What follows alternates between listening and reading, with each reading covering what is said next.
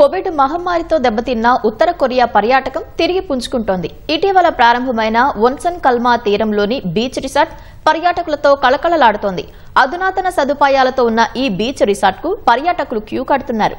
ప్రస్తుతం ఇక్కడికి దేశీయ పర్యాటకులకు మాత్రమే అనుమతి ఉండగా త్వరలోనే విదేశీ టూరిస్టులు కూడా వచ్చే అవకాశం ఉంది.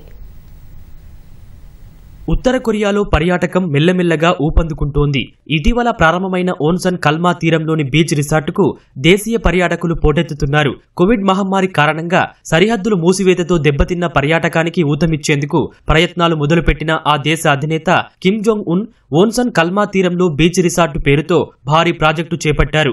జూన్ నెలలో ఈ ప్రాజెక్టును ప్రారంభించగా జులై 1 నుంచి దేశీయ పర్యాటకులను అనుమతించారు. అధునాతన సదుపాయాలతో ఉన్న ఈ బీచ్ రిసార్టుకు పర్యాటకులు క్యూ కడుతున్నారు. ఉత్తర కొరియా నలుమూలల నుంచి రోజు వందలాది మంది వస్తున్నారు. వీకెండ్స్ లో అయితే ఈ సంఖ్య రెట్టింపు అవుతోంది. అన్ని హోటళ్లు పర్యాటకులతో రద్దీగా మారాయి. అనేక ప్రాంతాల నుంచి టూరిస్టులు బీచ్ లో సేద తీరుతున్నారు. స్విమ్మింగ్, డైవింగ్ చేస్తూ సరదాగా గడుపుతున్నారు. దేశీయ వంటకాలు ఇక్కడ ప్రత్యేక ఆకర్షణగా నిలుస్తున్నాయి. ప్రస్తుతానికి ఇక్కడికి దేశీయ పర్యాటకులకు మాత్రమే అనుమతి ఉంది. విదేశీ టూరిస్టులను మాత్రం ఎప్పుడు అనుమతిస్తారనేది స్పష్టత లేదు.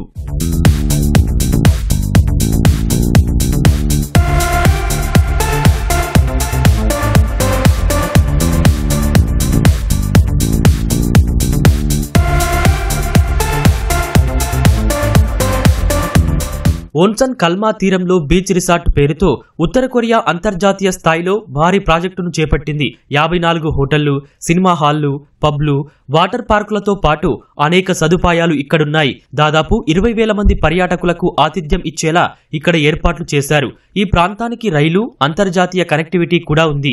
జూన్ నెలలో అట్టహాసంగా దీనిని ప్రారంభించిన కిమ్ పర్యాటక అభివృద్ధి విధానాన్ని సాకారం చేసుకునే దిశగా గర్వకారణమైన తొలి అడుగుగా అభివర్ణించారు. రానున్న రోజుల్లో ఉత్తర కొరియా వ్యాప్తంగా టూరిజం జోన్లను అభివృద్ధి చేసేందుకు ప్రణాళికలు రచిస్తున్నట్లు చెప్పారు.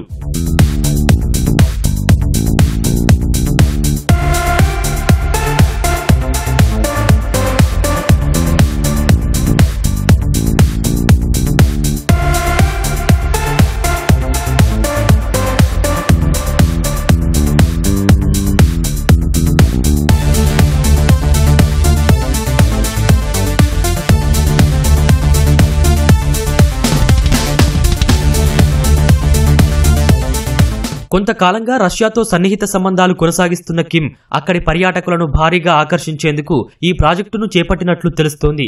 గతేడాది నుంచి పరిమిత సంఖ్యలో రష్యా పర్యాటకులను ఉత్తర కొరియాలోకి అనుమతిస్తున్నారు. ఈ రిసార్టు ప్రారంభ కార్యక్రమంలో రష్యన్ అధికారులు కూడా పాల్గొన్నట్లు తెలుస్తోంది. ఈ నేపథ్యంలో త్వరలో రష్యా పర్యాటకులను అనుమతించే అవకాశం ఉంది.